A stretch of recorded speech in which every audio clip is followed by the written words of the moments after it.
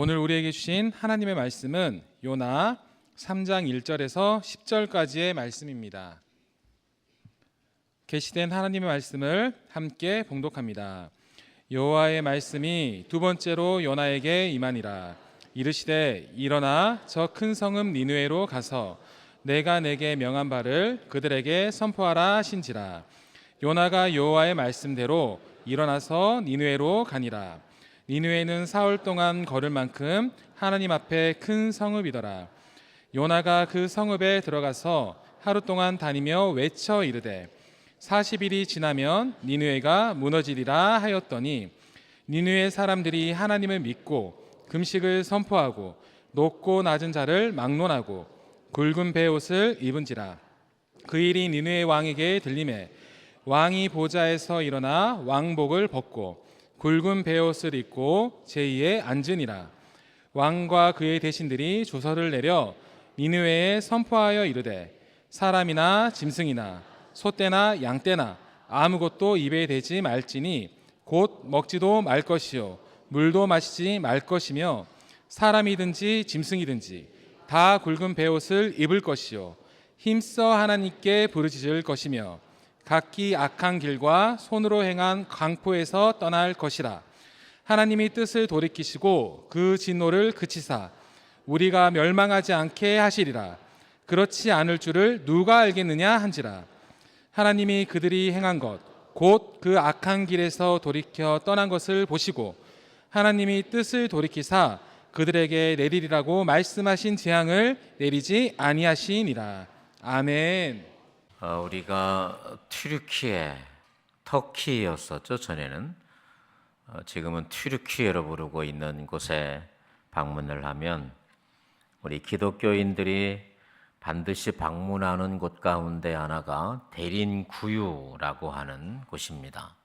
깊은 우물이라는 의미를 가지고 있는데 이곳은 인류가 만든 지하도시 가운데 가장 규모가 큰 곳 중에 하나로 정해져 있고요. 오랫동안 존재가 잊혀져 있다가 1963년에 발견이 됐고 그 지하의 깊이가 18층 규모의 거대한 지하도시이고 약 2만여 명의 사람들이 거주할 수 있을 만큼 엄청난 큰 곳입니다. 그곳에는 예배당도 있고 학교도 있고 와인 저장고도 있고 부엌, 우물, 가축의 우리까지가 있습니다. 로마 시대 박해를 피해서 지하 굴로 숨어서 믿음을 지키며 살아온 소중한 사람들의 흔적과 자취가 그곳에 지금도 남겨져 있어요. 그곳에 지하 예배당이 있어요. 꽤 넓은 곳에 지하 예배당이 있는데 지하 예배당 뒤편 가운데 기둥이 하나 있습니다. 그 기둥에 홈이 파져 있어요. 홈이 파져 있어요. 아래에 홈이 있고 또 위에 홈이 있습니다. 무슨 홈일까요? 그래요. 그 지하 공동체에서 죄를 지은 사람을 키가 작은 어린아이들은 아래에 묶어놓고 작년 큰 사람들은 저 위쪽에 묶어놓은 홈이 저 구멍이 그 구멍이라고 해요. 저는 이 이야기를 들으면서 그곳에서도 죄를 짓는구나. 핍박을 피해서 지하 동굴로 갔잖아요. 신앙의 자유를 위해서 정든 고향과 땅을 피해서 그 어둡고 좁고 불편함을 감수하면서 신앙을 지키고자 했던 그곳 공동체에서도 죄를 피해갈 수가 없다는 것을 다시 보게 됩니다. 인간은 악해요.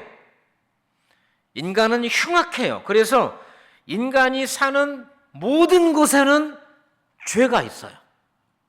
여러분, 인간은 악합니다.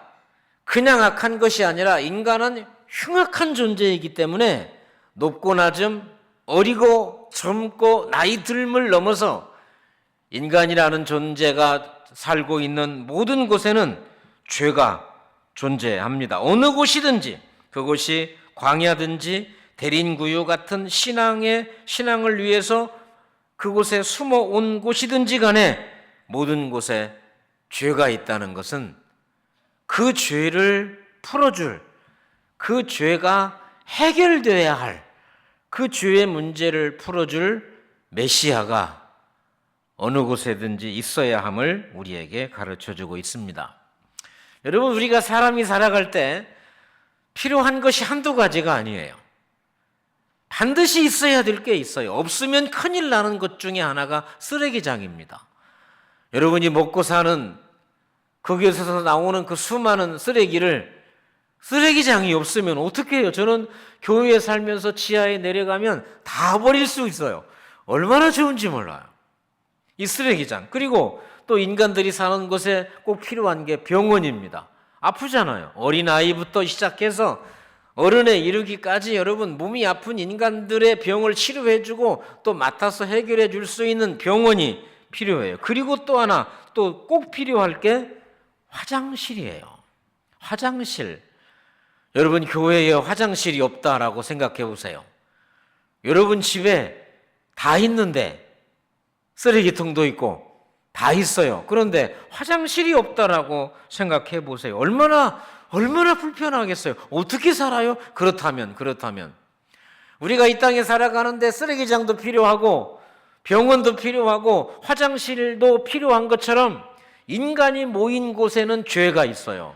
그러면 그 죄의 처리장이 필요한 거예요. 사람이 먹고 살기 위해서 수많은 쓰레기와 배설물을 처리해줘야 하는 것이 필요한 것처럼 인간이 이 땅에 살면서 짓는 그 수많은 죄, 그 흉악한 죄, 셀 수 없는 죄, 그 죄를 처리해 줄 수 있는 죄의 처리장이 필요한데 그것은 바로 회개이고 그 회개를 통해서 우리의 죄를 용서해 주시는 분은 우리 주 예수 그리스도다. 화장실이 없는 거 상상할 수 없어요. 쓰레기 처리장이 없는 거 상상할 수가 없어요. 그런데 수많은 사람들은 자신의 죄의 처리를 할 수 있는 자신의 흉악한 죄를 처리해주는 예수 그리스도의 은혜를 모르고 산다면 얼마나 불쌍하고 얼마나 안타까운 일입니까? 요나서 3장은 불순종해서 엉뚱한 곳으로 가다가 잡혀온 요나에게 하나님이 한 번 더 기회를 주셔서 두 번째 말씀을 하십니다. 한 번 더 기회를 받은 요나는 그 큰 성읍 니느웨 성에 가서 회개하라고 선포하잖아요. 그러자 백성이 먼저 회개를 하고 이 소식을 듣고 왕이 회개를 하고 그리고 선포를 해가지고 모든 짐승까지도 회개하여 그래서 하나님께서 그 뜻을 돌이키셨다 하는 말씀이 요나서 3장의 말씀입니다. 오늘 요나서 3장 니느웨 사람들의 회개를 보게 될 텐데 니느웨 사람들의 회개를 통해서 니느웨 사람들이 오늘 우리에게 뭐라고 말씀하시냐? 회개는 이런 것이야. 회개는 이렇게 하는 거야. 이렇게 하는 것이 진짜 회개야. 라는 것을 우리에게 말해주는 거예요. 우리 회개하자, 회개합니다라고 말하는데 무엇이 진짜 회개일까? 어떻게 하는 것이 참된 회개일까? 그런 의미에서 오늘 니느웨 사람들의 회개를 말해주고 있는 요나서 3장은 회개는 이런 것이고 회개는 이렇게 하는 것이고 이렇게 하는 것이 진짜 회개다라는 것을 우리에게 가르쳐 주니까 오늘 이 말씀을 통해서 회개가 이런 것이구나, 이렇게 하는 것이 진짜 회개구나 하는 걸 통해서 하나님 참된 회개의 삶을 살아가는 은혜가 있기를 축복합니다. 첫 번째, 그럼 회개가 무엇인가? 회개가 무엇일까요? 회개라는 구약의 히브리어 단어, 신약의 헬라어 단어를 통해서 보면 구약의 히브리어 단어에서 회개는 낙함, 특별히 슈브 이런 단어를 써요. 이 낙함과 슈브의 단어를 묶으면 뉘우치고 돌아오는 거예요. 회개는 뉘우치고 돌아오는 것이다. 신약의 헬라어에서 회개라는 것의 대표적인 단어를 메타노이아. 그래서 메타노이아, 에피스토로페 이 두 단어를 합하면 마음이 변하여 행동이 변하는 것. 이게 신약의 헬라어의 회개의 단어입니다. 이 두 단어를 묶으면 회개라는 것이 뭐냐면 죄를 뉘우치고 하나님께 돌아와서 하나님께로 향한 마음과 행동의 돌이킴이다. 그러니까 회개라는 것은 죄를 뉘우칠 뿐만 아니라 마음과 행동을 바꾸는 거예요. 마음과 행동을 돌이키는 것이 참된 회개다라고 할 수 있어요. 그럼 두 번째, 니느웨 사람들의 회개는 진심이었을까? 우리가 사람들의 회개를 보면 진짜일까? 의심할 때 있잖아요. 그러면 니느웨 사람들의 회개는 진심이었을까? 그러면 왜 니느웨 사람들의 회개가 진심이었을까라고 의심을 하는 이유는 이래요. 자, 요나는 BC 760년경에 선지자로 활동을 했습니다. 그래서 요나의 경고를 듣고 니느웨 사람들이 백성과 왕과 심지어 짐승까지 금식하며 하나님 앞에 회개했다라고 말하고 있어요.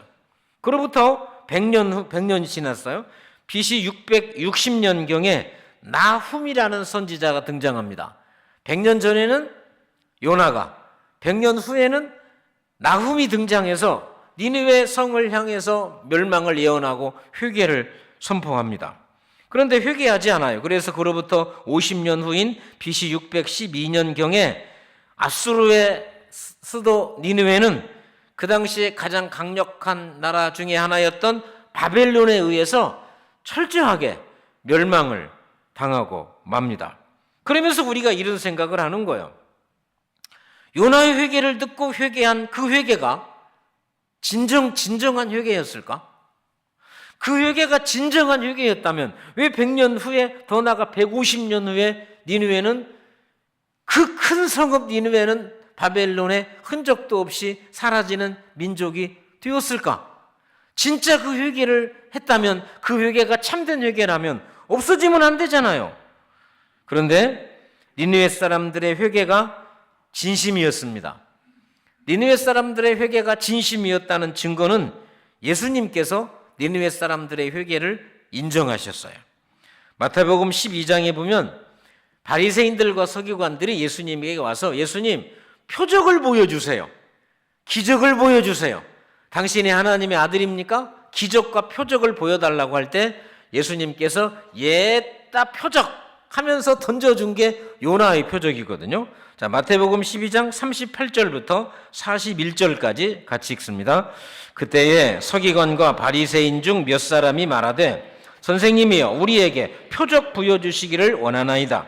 예수께서 대답하여 이르시되, 악하고 음란한 세대가 표적을 구하나 선지자 요나의 표적밖에는 보일 표적이 없느니라. 요나가 밤낮 사흘 동안 큰 물고기 뱃속에 있었던 것 같이 인자도 밤낮 사흘 동안 땅속에 있으리라. 심판때에 니느웨 사람들이 일어나 이 세대 사람을 정죄하리니 이는 그들이 요나의 전도를 듣고 회개하였음이거니와 요나보다 더 큰 이가 여기 있으며. 그때나 지금이나 표적을 원하잖아요. 눈에 보이고 귀에 들리는 표적을 원할 때 예수님께서 옛다 표적하면서 바리새인들과 서기관들에게 던진 표적이 요나의 표적입니다. 요나가 물고기 뱃속에서 3일 3야 동안 있었던 것처럼 나도 십자가에 죽은 후에 무덤에 들어가 3일 동안 있다가 살아날 것을 말씀하시면서 이렇게 말합니다. 심판 때 니느웨 사람들이 회개하지 않는 너희들을 심판할 것이다. 왜 그러냐면 니느웨 사람들은 요나의 전도를 듣고 진짜 회개를 했지 않느냐. 그런데 니느웨 사람들은 요나 선지자의 말을 듣고 회개했는데 너희들은 요나보다 더 큰 하나님의 아들인 내 말을 듣고도 회개를 하지 않는다. 그러니 심판 때에 요나의 설교를 듣고 회개한 니느웨 사람들이 내 말을 듣고도 회개하지 않는 너희들을 심판하실 것이다라는 이 경고의 말씀을 하시면서 요나의 말을 듣고 회개한 니느웨 사람들의 회개가 진심이었다라는 것을 말해주고 있는 거예요. 자, 그러면 니느웨 성이 요나의 말을 듣고 회개했어요. 그런데 그 후로 100년 후에 나훔 선지자의 회개의 선포에는 회개하지 않고 그 후로 50년, 총 150년 후에 니느웨가 철저하게 멸망을 당했다. 그래서 우리가 요나를 통한 니느웨 사람들의 회개가 진짜였을까라고 의심을 하지만 그 회개는 진짜였다라고 예수님이 인정했어요. 그래서 우리가 여기에서 죄의 회개에 대해서 정확한 교리적인 것을 잘 배워야 됩니다. 자, 먼저 우리의 죄는, 여러분, 우리가 짓는 무수한 죄, 알고 지은지 모르고 지은지 그 무수한 죄는 예수 그리스도의 십자가의 권세와 능력으로 단번에 해결됐습니다. 예, 이게 정확한 거예요. 자, 우리가 지은 무수한 죄는 내가 예수 그리스도를 믿고 예수 그리스도 안에서 그의 이름으로 회개하면 우리의 죄가 단번에 선차적으로 나중에 하는 거 봐서 아닙니다. 우리가 진심으로 회개하면 우리의 죄가 단번에 해결된 줄로 믿습니다. 자, 그런데 여러분, 그 다음에 우리의 죄와 허물은 한 번의 회개로 모든 죄의 문제가 해결되는 것은 아닌 거예요. 내 모든 죄는 예수 그리스도의 보혈의 능력으로 단번에 해결되는 건 맞지만 우리의 모든 죄와 허물이 한 번의 회개로 내 모든 죄의 문제가 해결되는 것은 아니다. 왜 그러냐면 우리는 반복적으로 죄를 지어요. 우리는 반복적으로 죄를 짓기 때문에 믿음으로 하는 반복적 회개는 절대적으로 필요합니다. 한 번의 사죄함의 은총으로 앞으로 지을 모든 죄까지 용서받는 것이 아닙니다.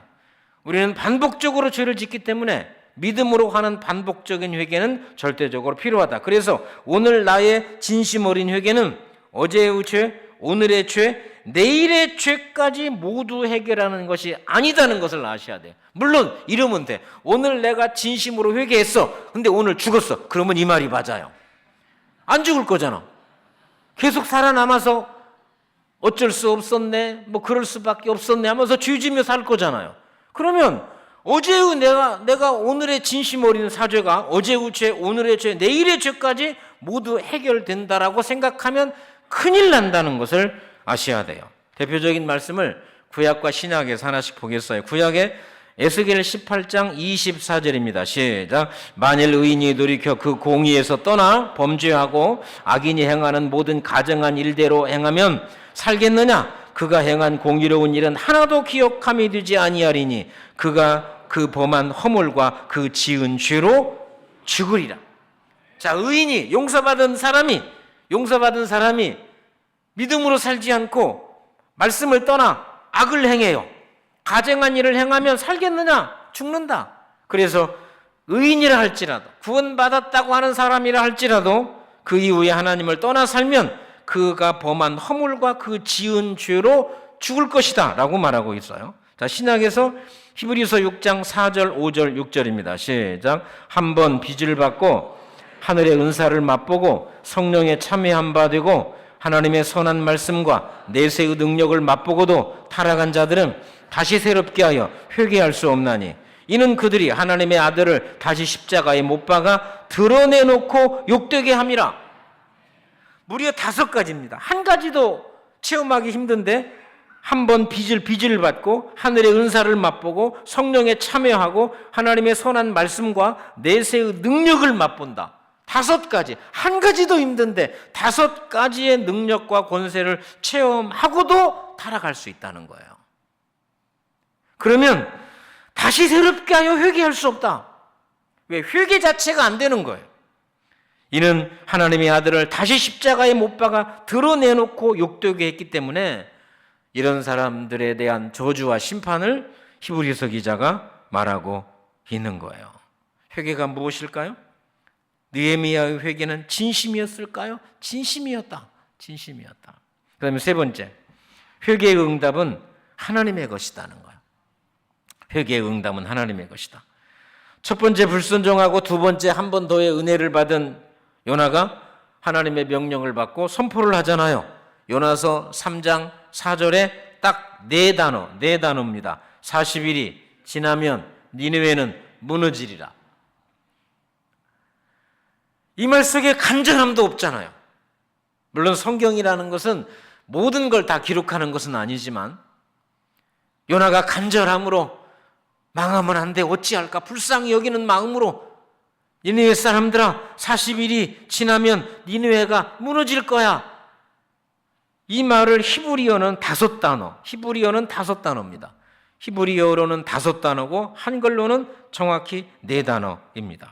간절함도 없어요. 불쌍히 여기는 마음도 없어요. 우리 말대로 그냥 대충대충 설렁설렁 3일 동안 해야 되는데 하루 동안 했더니 놀라운 회개와 부흥의 역사가 일어나잖아요. 이런 걸 보면 복음이 전파되고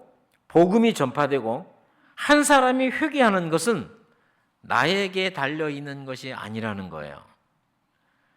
여러분, 어느 지역에 복음이 전파되고 한 사람이 변하여 새 사람 되는 것은 사실은 나의 말잘함, 나의 선함, 결코 그런 것이 아니다. 근데 중요한 한 가지는 내가 전할 때, 물론 하나님이 자의적으로 하시기도 하지만 많은 일 가운데 내가 전할 때 그 일이 일어난다는 거야.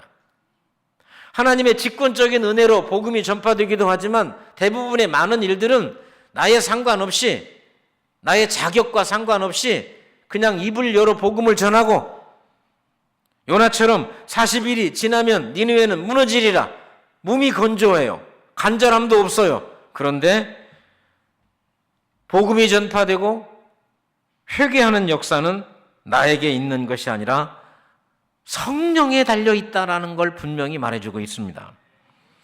브라질 아마존에서 사역하시는 김철기 선교사님이 가슴 찢는 회개라는 책에 이런 이야기가 나오잖아요. 그분이 브라질로 파송되기 전에 경상북도 금능에서 6년 동안 시골교회를 섬겼습니다. 마을 전체가 13가구. 어느 날 권사님께서 목사님의 어린 자녀를 위해서 피아노를 헌물해 주셔서 그 피아노를 교회에다 갖다 놓고, 하나님, 우리 동네에 피아노 반주자가, 우리 교회에 피아노 반주자가 생기게 해주세요. 13가구의 피아노 반주자가 어디서 나오겠어요, 그 옛날에. 그런데 읍에 면단 위에 보건소가 하나 있는데 보건소장이 바뀌었어요. 보건소장이 바뀌면서 보건소장 남자가 자기 부인을 매주마다 오토바이에다 뒤에 태우고 자기 부인을 데리고 오는 거예요. 알고 보니까 이분이 어느 교회 집사였는데 피아노 전공자야. 그래서 그분이 날마다 와서 이렇게 피아노를 쳐주는 거예요. 그런데 아내를 데려다 놓고 이 보건소장 남자는 뭐 하냐면 교회 안 들어오고 밖에서 담배 피고 예배 끝나기를 기다리는 거예요. 얼마나 지루할까 몰라.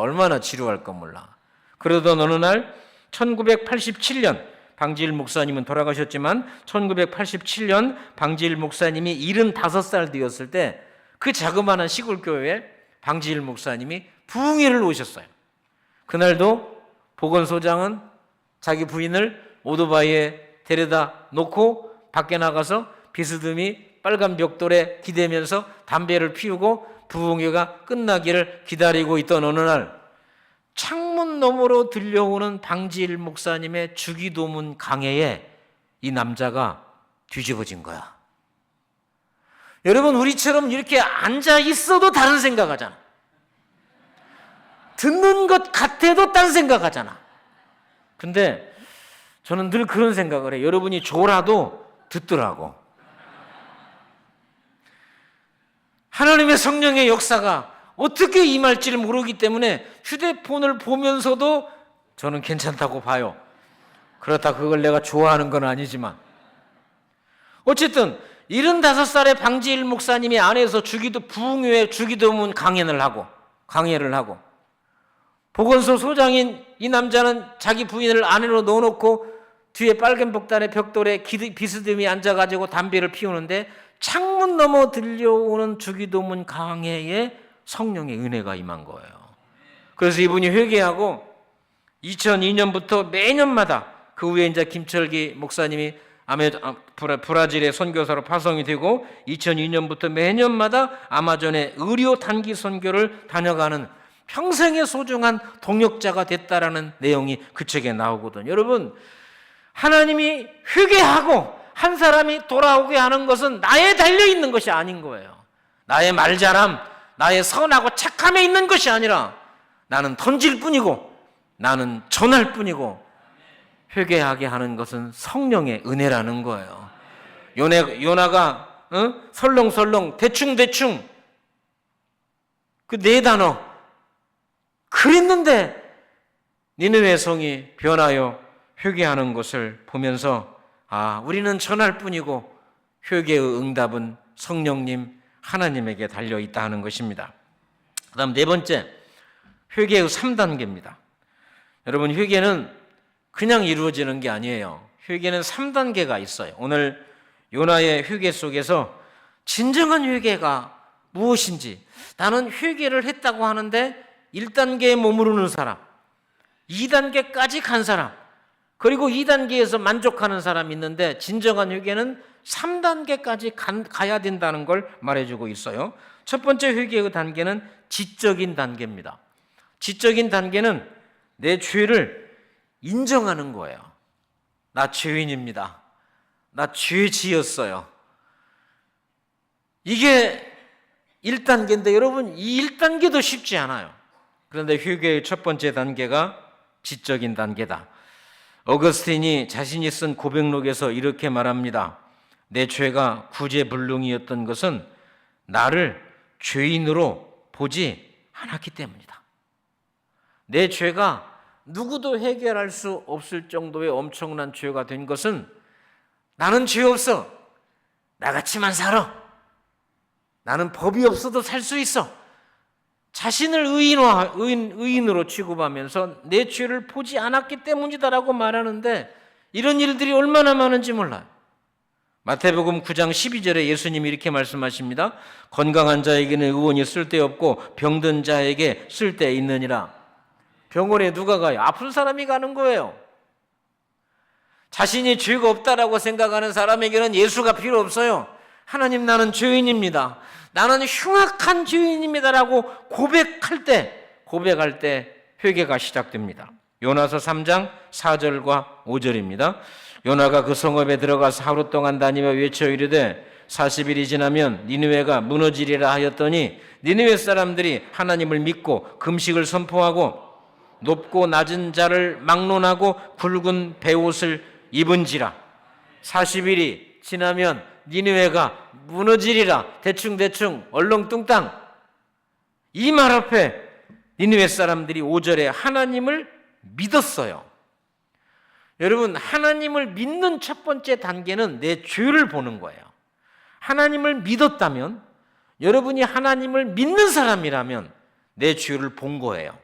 내가 죄인임을 고백하는 거예요. 혹시 나는 죄가 없다, 내 죄가 안 보인다라고 말한다면 하나님을 믿는 게 아니에요. 오늘 니느웨 사람들이 하나님을 믿었다는 것은 내 죄를 인정했다는 거야.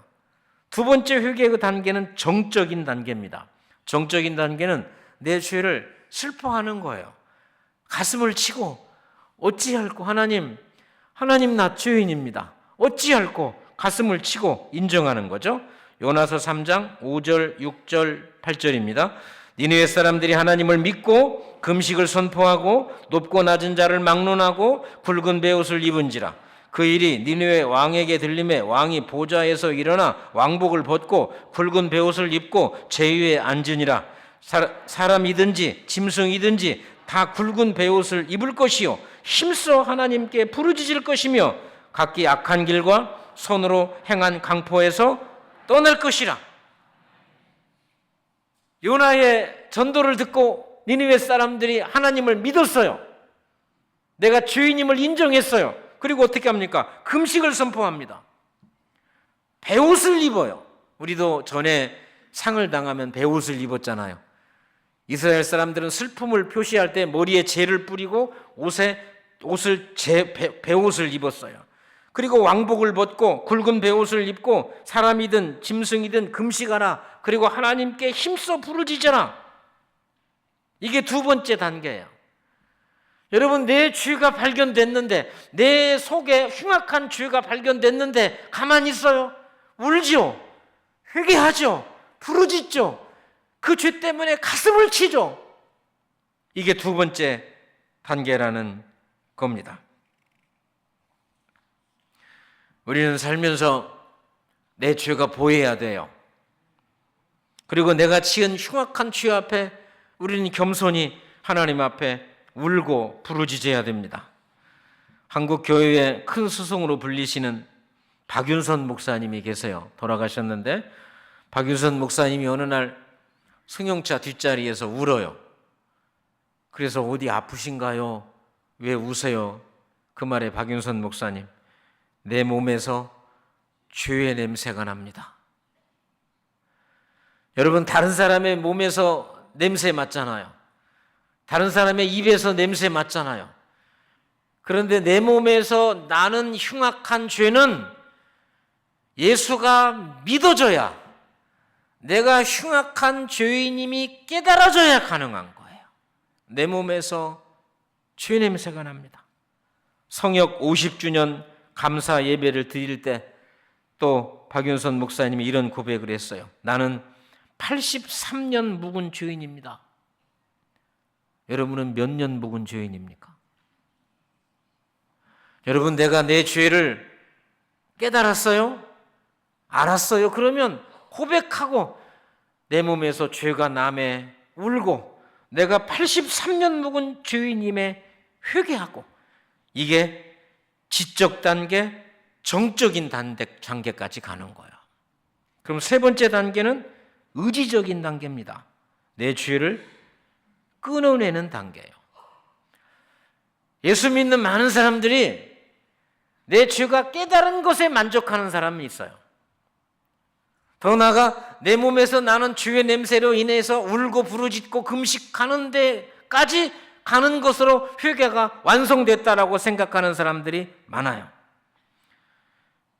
그래서 불신자들이 예수 믿는 사람들을 비난할 때 그러잖아요. 예수 믿는 것들 월요일부터 토요일까지 자기 마음대로 실컷 죄짓고 주일날 가서 하나님 죄송합니다, 미안합니다, 5,000원짜리 10,000원짜리 헌금하고, 죄가 많이 지었으면 한 5만 원 하고 와서 됐어라고, 그걸로 죄 씻음 받았다고 생각하면서, 그래서 예수 믿는 사람들을 불신자들이 비난하기도 하잖아요.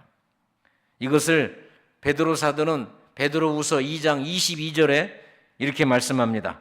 참된 속담에 이르기를 개가 그 토하였던 것에 돌아가고 돼지가 씻었다가 더러운 구덩이에 도로 누웠다 하는 말이 그들에게 응하였도다.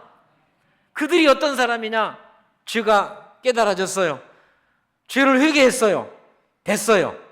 근데 개가 토했던 것을 다시 먹는 것처럼, 돼지를 깨끗이 씻어 놓으면 언제 모르게 다시 또 구덩이에 들어가서 한 바퀴 구르잖아요. 그런 것처럼 죄를 깨닫고 하나님 나 바르게 살게요, 아름답게 살게요 라고 다짐하고 하다가도 언제 그러냐는 것처럼 반복적 죄에 빠지는 인간의 모습들을 베드로후서 2장 22절에 그렇게 말씀하고 있어요. 그런데 오늘 니느웨 성의 회개를 우리가 주목하는 이유는 그들은 죄를 알고 고백했어요. 1단계. 그들은 가슴을 치고 회개하고 죄를 뒤집어 쓰고 굵은 베옷을 입었어요. 2단계.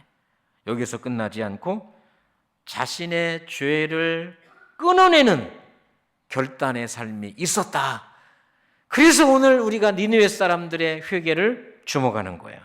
요나서 3장 8절입니다.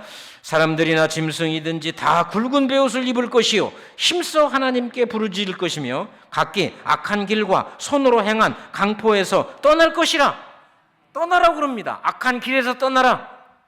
손으로 행한 악한 행포에서 떠나라. 떠나라. 떠나라. 그럼 어떻게 했을까요? 요나서 3장 10절입니다. 3장 10절. 하나님이 그들이 행한 것 곧 그 악한 길에서 돌이켜 떠난 것을 보셨어요. 떠나라 그랬을 때 알았어요. 떠날게요. 거기서 결단하지 않았어요. 거기서 끝나지 않았어요. 오늘 3장 10절이 주는 말씀, 그들은 악한 길에서 떠났어요. 그리고 그것을 하나님이 보셨어요. 여러분, 우리가 입으로만 주여 주여 하고 입으로만 은혜 받았다고 하고 여기 나가는 순간 여전히 시기와 질투, 오히려 대놓고 죄를 지어. 나 예수 믿은 사람이야, 가서 예수의 이름으로 회개하면 돼, 대놓고 죄를 짓는 그들에게, 그런 우리들을 향해서 니느웨 사람들이 우리에게 말하고 있어요. 회개는 그렇게 하는 게 아니야. 회개는 죄를 알고 고백하고 눈물을 흘리는 것으로 회개는 끝나는 것이 아니야.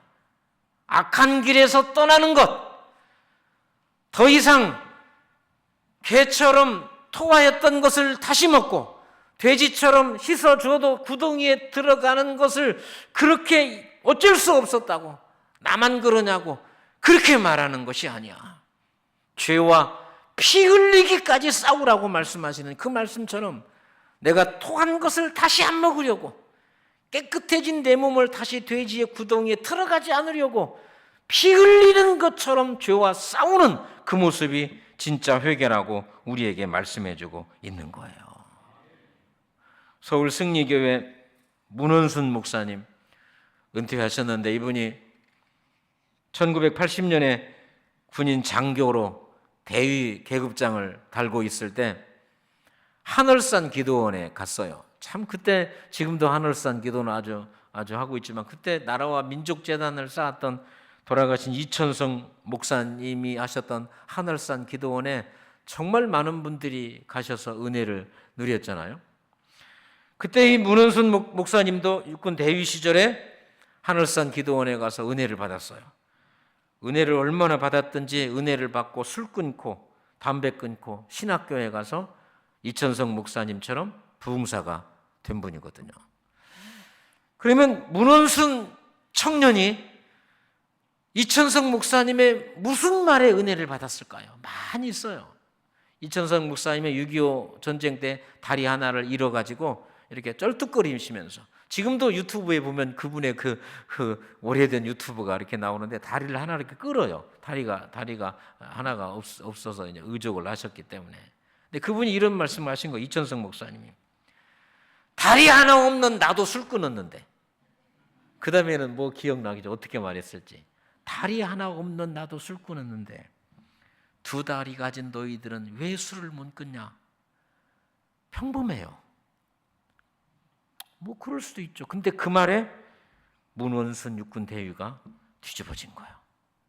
다리 하나 없는 나도 술을 끊고 살아가는데 두 다리 다 가진 너희들이 왜 술을 못 끊느냐? 그날부터 술 끊고 그 다음에 신학교에 들어가서 믿음의 삶을 살았다라고 목사님이 간증을 하시거든요. 여러분, 이게 회개야. 이게 회개야. 내 죄를 알았어요? 내 죄 때문에 힘들고 아프고 힘들고 괴롭고 눈물 흘려요. 거기서 끝나는 게 대부분의 회개입니다. 은혜 받았어요? 거기서 끝나요. 그럼 뭘 어떻게 할 건데? 그 다음.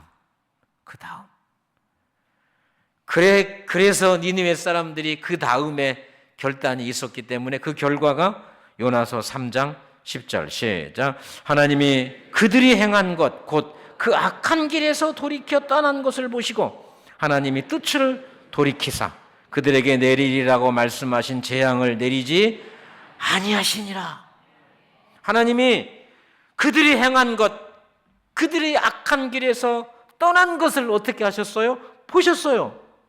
보시고 하나님이 뜻을 돌이키셨어요. 40일이 지나면 니느웨는 잿더미가 됩니다. 철저하게 하나님에 의해서 멸망받을 수밖에 없어요. 그런데 그들은 죄를 알았고 깨달았고 통곡했고 그들이 악한 길에서 떠났을 때 하나님은 그것을 보시고 하나님의 뜻을 돌이켜서 재앙을 내리지 아니했다라고 3장이 종지부를 찍고 있습니다. 하나님, 우리에게도 이런 은혜를 내려 주시옵소서.